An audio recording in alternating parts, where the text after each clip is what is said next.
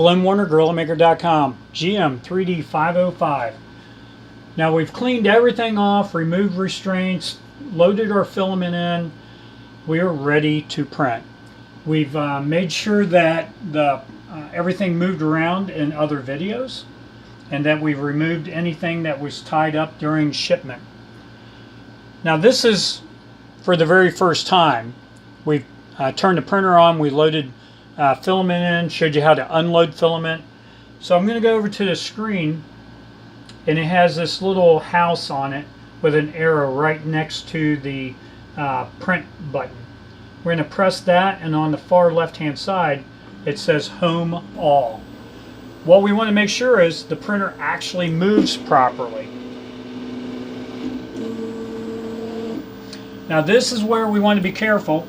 We want to make sure that that light went out on that probe up here, and that the table's coming up to meet that probe.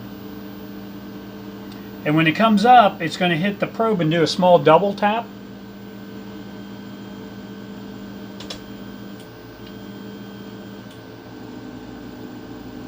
The movement you saw up at top was the filament that I pushed in. There was a string of filament sticking down about that far. You always want to make sure you clear that out so you don't have a table crash.